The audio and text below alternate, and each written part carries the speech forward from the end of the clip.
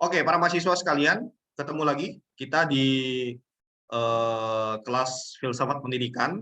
Jadi ini kelas yang baru untuk kalian karena sebelumnya kita belajar filsafat umum ya, pengantar-pengantar filsafat. Nah, kali ini kita akan secara khusus selama 1 semester, 16 pertemuan, kita akan belajar tema khusus yaitu filsafat pendidikan.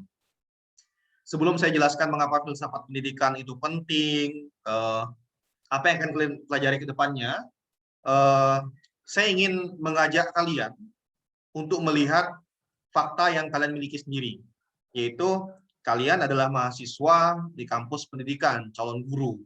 Karena itu akan sangat aneh ketika seorang calon guru itu tidak mampu memahami atau tidak memiliki konsep dasar tentang bagaimana sih gagasan-gagasan filosofis di balik pembelajaran, di balik kurikulum, di balik kebijakan-kebijakan sekolah, kebijakan-kebijakan kampus. Contoh, kalian sering protes ke saya misalnya, Pak, mengapa dosen ini kok mengajar seperti ini, mengapa dosen ini mengajar seperti cara lainnya? Kalian sering protes seperti itu. Atau misalnya, kenapa di kampus A kok ada kebijakan ini, di kampus B nggak ada? Nah, lewat filsafat pendidikan, lewat belajar filsafat pendidikan, kalian akan mampu menganalisis apa yang melatar belakangi setiap kebijakan atau cara guru mengajar. Mengapa saya mengajar dengan cara seperti ini, berbeda dengan dosen lain mengajar dengan caranya? Ya karena latar belakang filsafat pendidikan kami berbeda. Konsep pengajaran yang kami pegang itu berbeda-beda setiap dosen. Nah, kalian sekali lagi akan belajar. Saya berharap gini, setelah kalian belajar ini, kalian punya konsep filosofis yang kalian pegang sendiri, sehingga pada saat kalian jadi guru, kalian menjadi guru dengan karakter kalian. Itu yang saya harapkan. Kalau nanti entah kalian jadi guru, entah jadi peneliti, jadi pengajar, atau apapun itu, aktivis atau apapun, kalian sekali lagi seorang guru, seorang aktivis, ataupun seorang siswa, seorang mahasiswa, bahkan yang punya karakter. Itu harapan saya. Nah, saya akan presentasikan materi saya pada hari ini.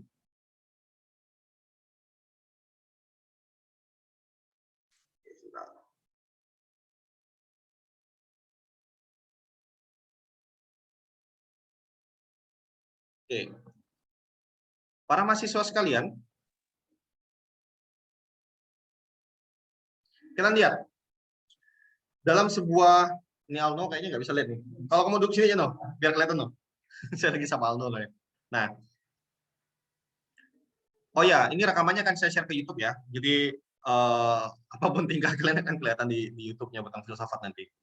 Teman-teman, dalam sebuah dunia pendidikan, dalam dunia pendidikan itu paling tidak ada hal-hal ini, ada kurikulum, ada undang-undang pendidikan, ada proses pembelajaran, ada teknik mengajar, ada kebijakan sekolah atau perguruan tinggi, ada perdebatan tentang manakah yang lebih penting, sains kah, seni kah, ilmu sosial kah, agama kah, IT kah, mana yang paling penting dalam dunia pendidikan? Saya nggak tahu, ada nggak hal lain dari selain yang saya sebutkan nih yang beririsan dengan dunia pendidikan. Rasa-rasanya dunia pendidikan paling tidak mencakup hal-hal seperti ini, tentang kurikulum, tentang undang-undang pendidikan, tentang proses pembelajaran, tentang teknik mengajar atau belajar ya maksud saya, kemudian kebijakan sekolah atau perguruan tinggi, tentang sains, seni, sosial, agama, dan lain-lain. Paling tidak inilah cakupannya. Saya nggak tahu. Saya mau cek ini satu. Sebentar, saya cek orang dulu. Sebentar ya, saya cek. Coba, Epi. Epi, aktifkan mikrofon, Epi. Ya. Epi, menurutmu cara mengajar mana yang menurutmu paling oke? Epi, kamu suka cara mengajar kayak apa sih? Kalau kamu jadi seorang guru, kamu pengen jadi guru dengan cara mengajar gimana, Epi? Saya sih kalau di kampus tuh saya lebih suka kayak cara ngajarnya Pak Trio, lebih banyak diskusi sama mahasiswa kayak Jangan gitu. menjilat saya.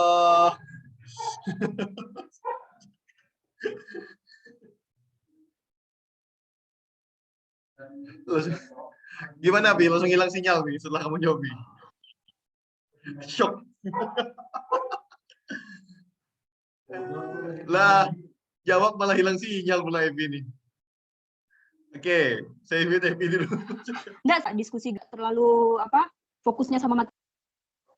Gimana, Pi? Coba aktifkan mikrofon Pi. Gimana, sinyalmu tiba-tiba hilang. Itulah. Saya Oke. lebih suka. Halo? Iya, dengar coba. Saya lebih suka kayak itu sih, diajak diskusi, nggak fokus sama materi gitu. Mengapa menurutmu cara mengajar seperti itu yang lebih nyaman buat kamu? Karena kalau diskusi kan lebih banyak pemikiran-pemikiran yang lebih ketimbang lebih fokusnya sama materi gitu. Oke.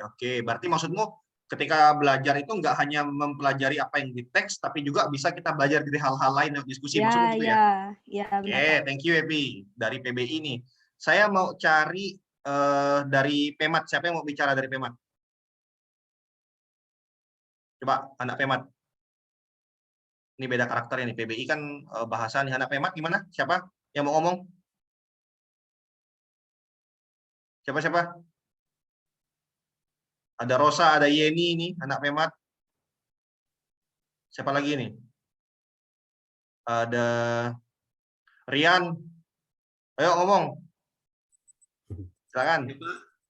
Siapa yang ngomong? Saya, Rian. Oh, Rian, silakan. Menurutmu Rian, cara mengajar gimana sih yang paling fun menurut kamu? Kalau aku yang ada leluconnya, Pak. Ada Jadi leluconnya? materi itu ya seberat apapun kalau dibawa lelucon pasti seru gitu. Oh, oke. Oke, itu dari kamu kalau ngajar ya. Kalau sebagai Ya, tapi siswa, gimana? tambahan lagi, Pak. Kalau aku lebih sering dikasih banyak contoh gitu. Baru bisa masuk. Jadi kalau ngajar itu paling tidak harus lebih banyak contoh sehingga lebih kontekstual ya, lebih bisa kamu bayangkan gitu ya. Ya, benar Pak, benar. Oke. Nah, Rian sebagai siswa, sebagai mahasiswa, menurutmu cara belajar yang paling seru gimana sih? Paling mudah nangkep menurutmu? Saya beri contoh biar kamu nggak bingung. Saya waktu jadi mahasiswa dulu, saya paling senang kalau belajar itu bukan baca kalau saya. Saya lebih senang belajar tuh kalau orang ngomong depan saya dengarkan. Lebih mudah nangkap saya kalau kayak gitu. Kalau baca agak sulit saya biasanya. Nah, kalau kamu gimana, Rian? Ya, kalau saya sama dengan Bapak, kalau jujur saya nggak suka baca. Saya lebih senang ketika ada pelajaran, kemudian ada yang menjelaskan gitu, Pak. Kalau cuma kita doang yang melihatnya, saya kurang nangkap gitu materinya. Oke. Thank you, Jadi Rian harus ya. ada yang menjelaskan. Ya, thank you, Rian. Satu lagi dari PJKR siapa? PJKR siapa? Silakan. Ayo, anak PJKR. Masa cemen anak PJKR nih. Silakan anak PJKR. Siapa? Enggak, cemen. Saya, Pak. Siapa tuh? Adri, Pak. Oh, Adri, coba Adri. Ya. Adri, silakan Adri. Mana Adri? Ini Pak, saya Pak. Oke, silakan. Menurutmu, Adri, cara mengajar gimana sih yang paling fun menurutmu, paling seru? Kalau menurut saya sih, cara mengajar yang paling masuk di karakter saya, tatap langsung itu, langsung bertemu. Langsung tatap muka, bertemu, praktek gitu ya? Langsung praktek. Kalau misalnya ada prakteknya langsung dilakuin gitu, Pak. Oh, oke. Menurutmu seberapa penting sih teori dalam sebuah pembelajaran, Dri? Penting banget atau sebenarnya 50-50 lah dengan praktek?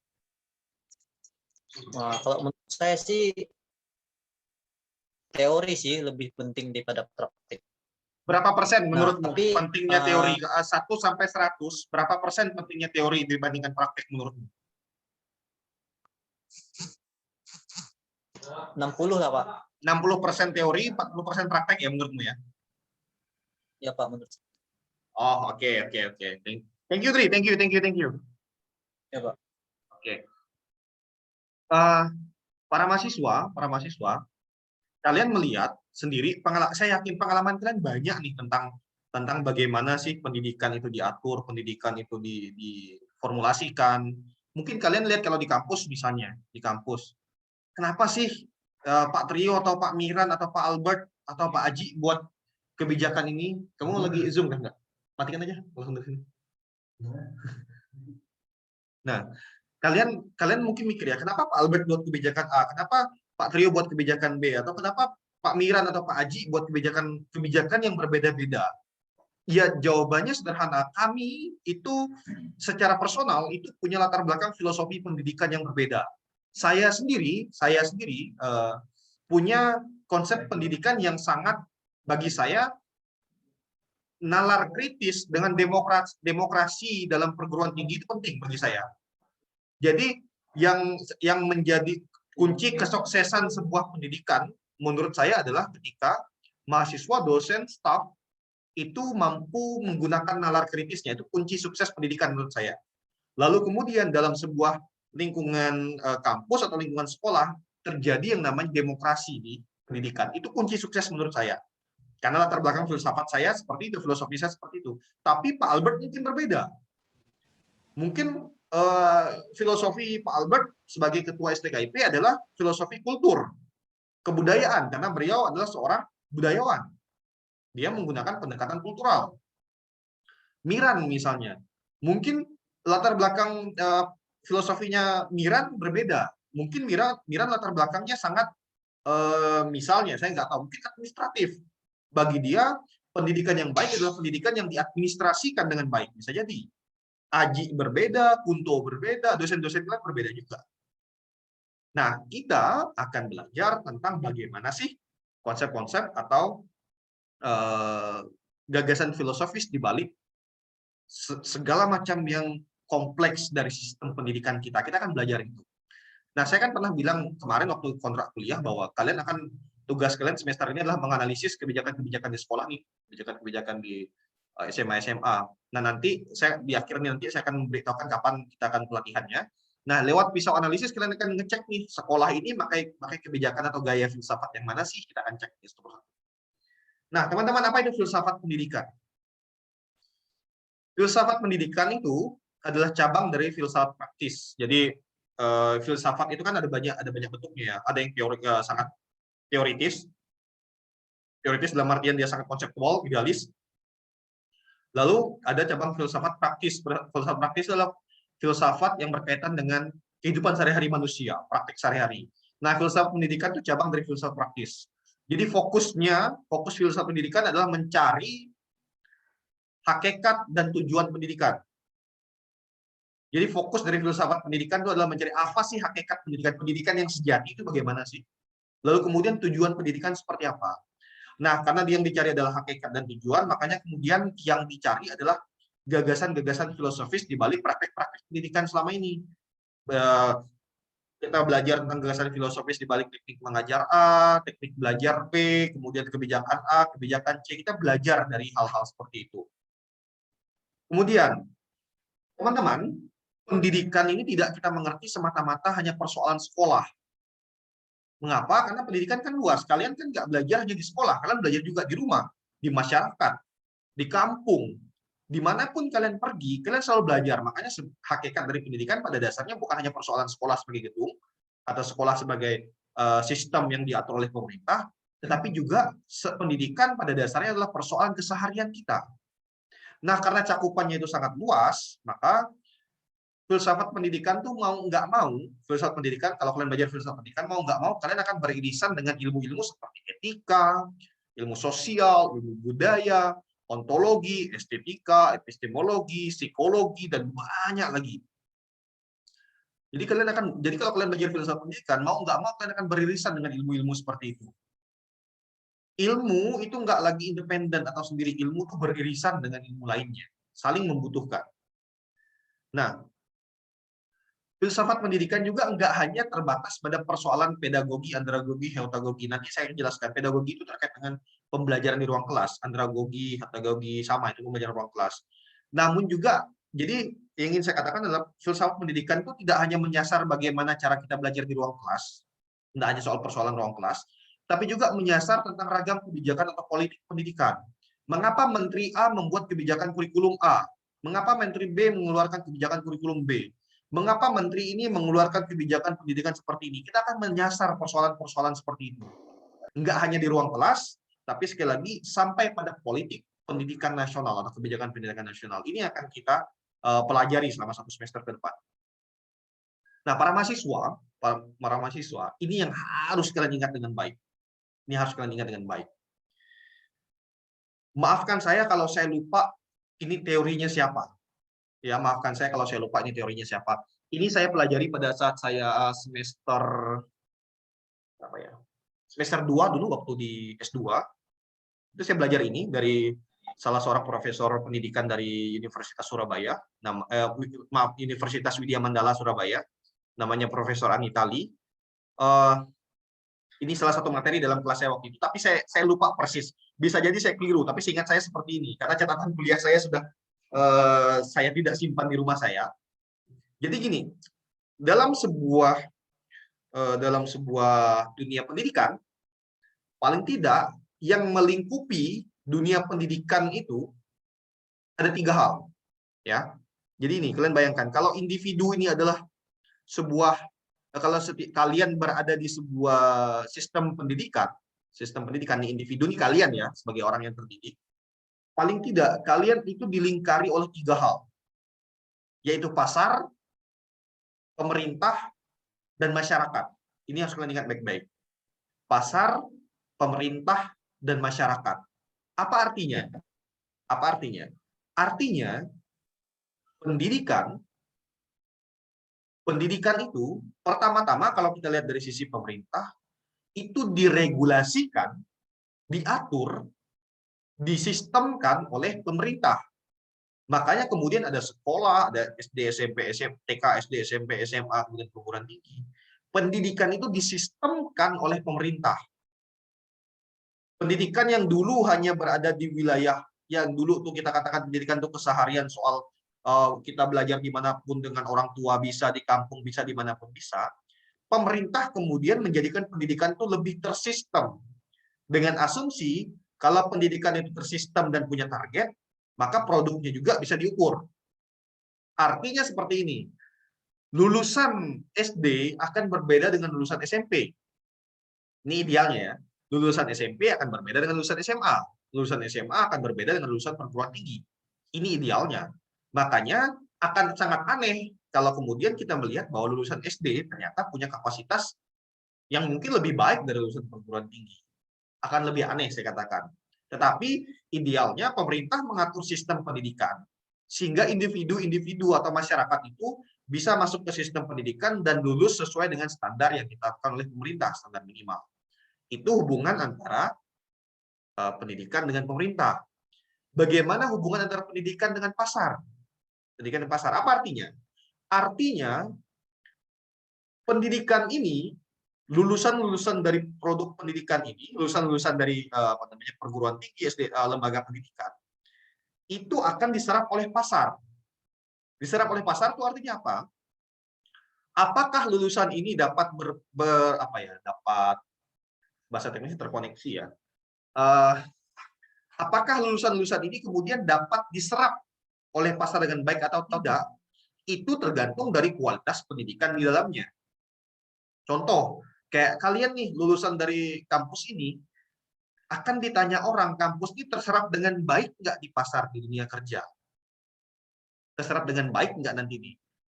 Makanya ketika kalian lulus dari kampus ini, ada namanya tracer study. Tracer study itu menghitung apakah dari 160-an lulusan STKIP di Wisda 5, 164 lulusan STKIP di Wisda 5, diserap pasar dengan baik nggak? Apakah bekerja dengan baik atau tidak mereka? Bekerja dengan baik itu apakah mereka dapat bekerja di institusi pendidikan sebagaimana jurusan mereka, atau mereka bekerja di lembaga-lembaga lainnya, atau mereka menciptakan lapangan kerja? Itu akan dicek. Jadi dilihat nih lulusan-lulusan ini mampu diserap pasar atau tidak. Hubungan ketiga adalah dengan masyarakat. Dengan masyarakat artinya, apakah lulusan dari pendidikan ini, sistem pendidikan ini, mampu diterima dengan baik nggak di masyarakat? Mampu diterima dengan baik nggak di masyarakat? Ada lulusan dari kampus-kampus, misalnya sekolah-sekolah, mungkin berprestasi tinggi, tetapi di masyarakat nggak mampu bersosialisasi. Bisa jadi. Makanya, 3 hal dalam sistem ini, 3 hal dalam dunia pendidikan ini menjadi penting untuk mengukur apakah pendidikan itu berkualitas atau tidak. Untuk mengukur apakah pendidikan ini kemudian punya arti atau tidak. Sekarang kalian lihat nih para mahasiswa, ternyata kalian yang sekolah di kampus ini, kuliah di kampus ini, tidak hanya persoalan bahwa kalian nanti pulang terjadi tempat kerja, tapi lihat kalian bisa diterima masyarakat nggak? Mampu menciptakan lapangan kerja nggak? Nggak hanya bekerja ya, tapi mampu menciptakan lapangan kerja nggak? Ketika kan kalian balik ke masyarakat, kalian mampu berbuat sesuatu nggak untuk masyarakat? Itu pertanyaan-pertanyaan besar. Nah, sampai di sini ada pertanyaan nggak? Ada? Kalau nggak ada, saya lewatkan. Aman? Kayaknya aman nih. Kalau diam-diam tuh aman.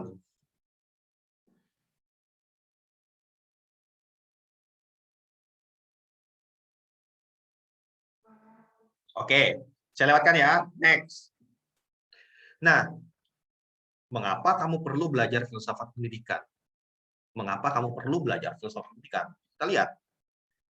Pertama, tadi saya bilang, sebagai kampus pendidikan, pembelajaran tentang konsep-konsep filosofis pendidikan wajib dipahami. Suka nggak suka, ini wajib untuk kalian pahami.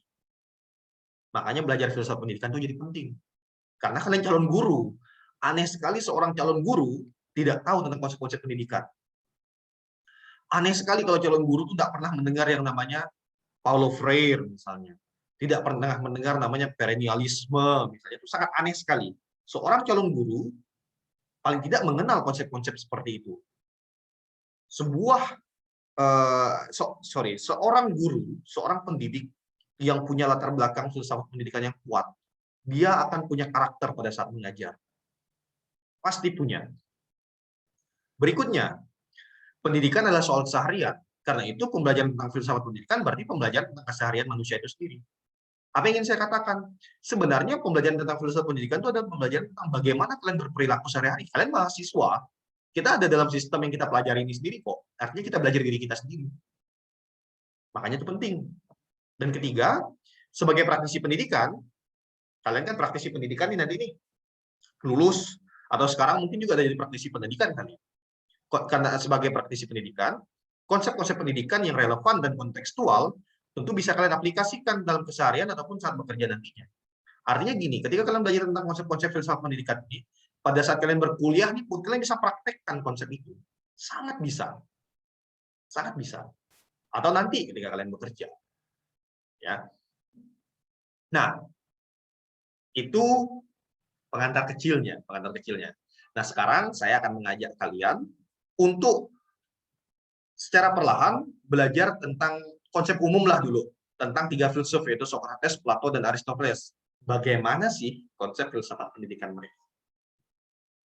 Kita bedah satu persatu ya. Kita mulai. Pertama, sebentar, ini ada yang bocor nih. Suara siapakah ini? Oke, mikrofonnya dimatikan ya. Kita mulai satu persatu. Nah, teman-teman, kalian sudah mengenal Socrates berkali-kali pada saat semester 1, semester 2, semester 3. Mengenal nama Socrates ini. Dalam tradisi filsafat Yunani, kita bisa menyebut bahwa Socrates adalah filsuf awal yang melahirkan filsafat pendidikan. Kita bisa nyebut itu sebenarnya. Walaupun ini bisa diperdebatkan ya. Mengapa? Karena Socrates, kalau kalian ingat ketika saya pernah menjelaskan tentang salah satu dasar filsafat politik itu, karena Socrates lah filsuf pertama yang membahas manusia sebagai kajian filosofisnya. Karena manusia sebagai kajian filosofisnya, maka pendidikan juga kemudian menjadi ranah yang dibahas oleh Socrates. Makanya bisa kita sebut kemudian, sekali lagi ini bisa diperdebatkan ya. Kita bisa perdebatkan, kelompok sejarawan akan mendebat saya tentang ini, tapi saya pakai latar belakang filosofis saja. Saya bisa katakan bahwa filsafat pendidikan itu lahir dalam genggamannya Socrates, karena dialah yang pertama kali filsuf yang membahas tentang konsep-konsep manusia, relasi politik manusia, etika manusia, dan juga pendidikan manusia. Nah, teman-teman, kalau kalian ingat, Socrates itu terkenal dengan metode namanya maiotika techne, metode dialektikanya, yang saya praktekkan berkali-kali ke kalian lewat pertanyaan-pertanyaan, menggali pengetahuan lewat pertanyaan bertubi-tubi itu. Menurut Socrates, dialektika adalah pisau bedah yang membantu manusia untuk melahirkan pengetahuan. Jadi kalau kita bertanya, lewat dialog, lewat dialektika, lewat pertanyaan-pertanyaan yang ditanyakan bertubi-tubi, disitulah lahir pengetahuan-pengetahuan baru. Maiotika tekne ya. Ini saya berkali-kali sudah jelaskan secara sederhana bahwa dialektika Sokrates itu merupakan teknik untuk melahirkan pengetahuan-pengetahuan baru. Itu argumennya Sokrates. Semakin sering kita bertanya, semakin banyak pengetahuan baru yang akan lahir. Sederhananya seperti itu. Nah, pada titik ini, ketika Sokrates mengatakan bahwa pertanyaan merupakan gerbang, gerbang pada pengetahuan. Pada titik ini, Sokrates memulai sebuah tradisi pendidikan yang menarik. Apa yang menarik? Yaitu pengetahuan dimulai dari pertanyaan dan penalaran. Pengetahuan dimulai dari pertanyaan dan penalaran. Lewat penalaran, manusia bisa memahami alasan rasional dari segenap perbuatan dan kebijakan. Makanya teman-teman, kalau kita ingin mengetahui banyak hal, belajar banyak hal, maka fondasi awalnya adalah pertanyaan. Tidak akan bisa lari dari itu. Semakin, ini menurut filsafat pendidikan Sokrates ya, semakin bagus pertanyaanmu, maka semakin dalam pengetahuan yang kamu peroleh. Nah, sebentar ini siapa yang Isun? Makanya semakin bagus pertanyaanmu, maka semakin dalam pengetahuan yang akan kamu dapat.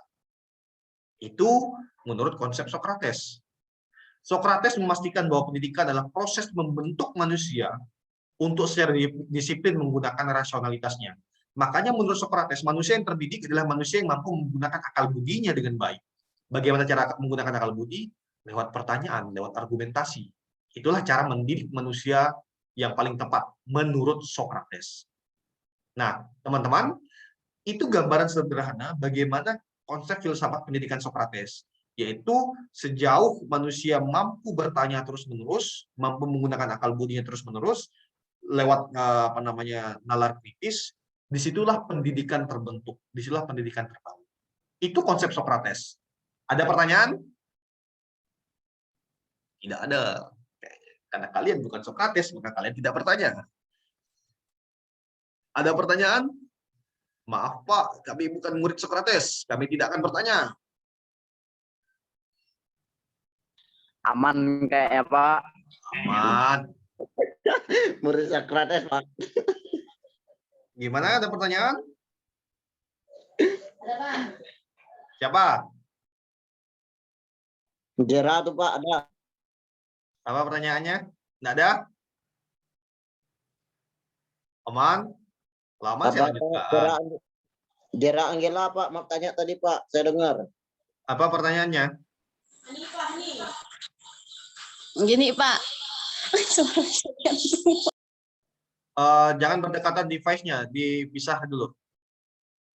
Kalian berdua nih pacaran masih dalam ruang kelas lagi. Jangan berdekatan, nanti bergema. Keluar dulu, geser dulu gitu. Oh iyalah. Pakai satu HP cukup loh. Berdekatan juga. Sultan Pak, banyak kota. Kami banyak nih di sini Pak, Abang Kayu masih. Oke, silakan Jera, pertanyaannya Jera. Biasalah. Yang lain jangan iri, sudah. Silakan Jera pertanyaannya.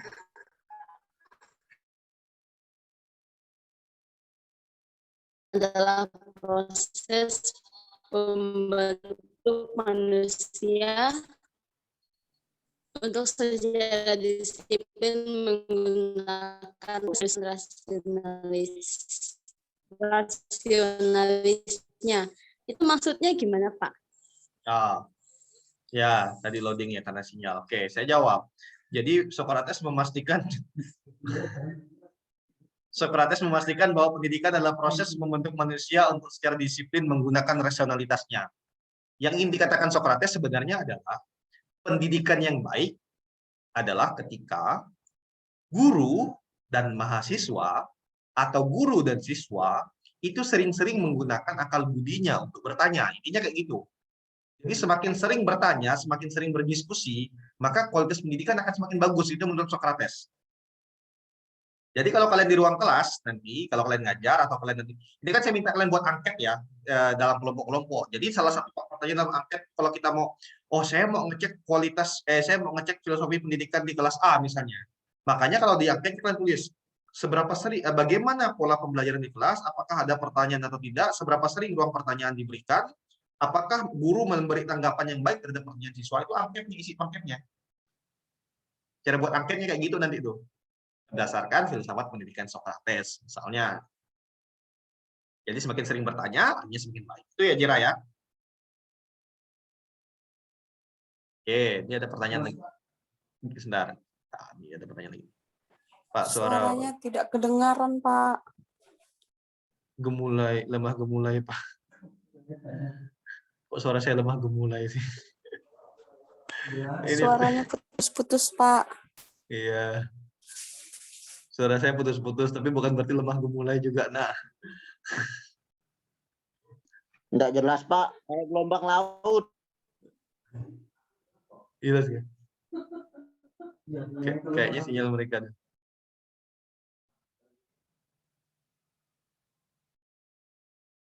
Ini suara saya kedengaran nggak nih? Kedengaran nggak kalau di situ? Lancar, nggak ada masalah. Nah, makanya. Oke. It's okay, nggak masalah, nggak masalah. Sinyal Bapak kayaknya jelek, Pak. Enak aja. Kok suara sinyal saya yang jelek? Putus-putus nggak punya gue? Sekarang putus-putus ya? Iya, sempat sinyal. Oke, entar. Pak, enggak ada, Pak. Putus-putus. Iya, bentar. Bentar, sabar. Dengar nggak suara gue? Ini Agus bagian ceknya nih. Dengar nggak Agus suara? Nggak. Telat berapa menit nih? Jauh nggak telat? Sekarang di situ lagi ngomong apa di situ? Jauh sekali. Bentar ya. Wait, bentar.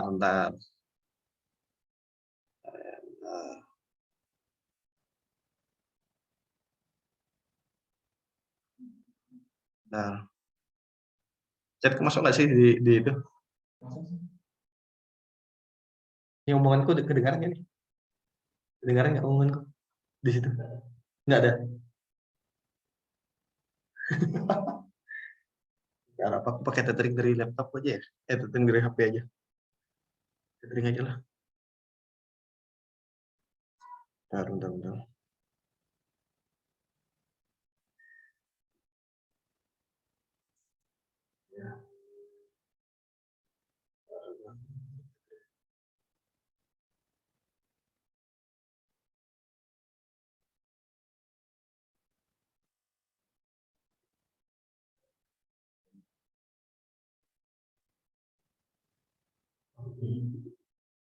Apakah suara saya sudah kedengaran?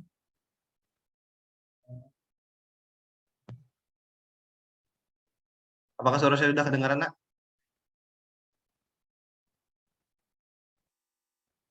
Ya. Kedengaran. Belum jelas, Pak.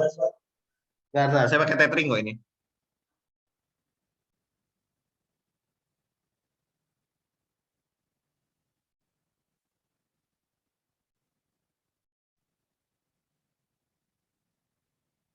Suara saya kedengaran nggak nih?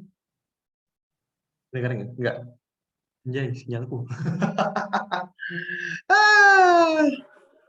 Tidak ada suaranya, Pak.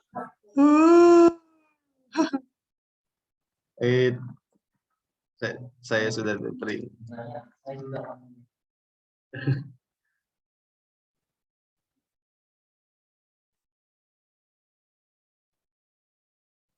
Nggak ada kedengaran kok. Kedengaran. Oke, Pak, oke udah. Aman ya? Kedengaran ya? Dri, kedengaran Lagi, nggak Pak, suara? masih putus-putus, Pak. Putus lagi, Pak. Masih belum jelas, Pak. Kecil Oke. sekali.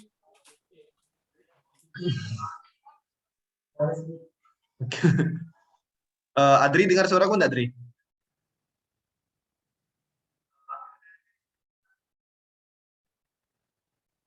Putus-putus ya suaraku ya. Kurang jelas, Pak. Oke. Ngomongnya kayak gelombang laut, Pak. Masa harus libur sih? Suaranya.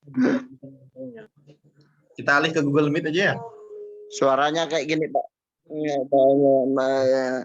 Aku stop.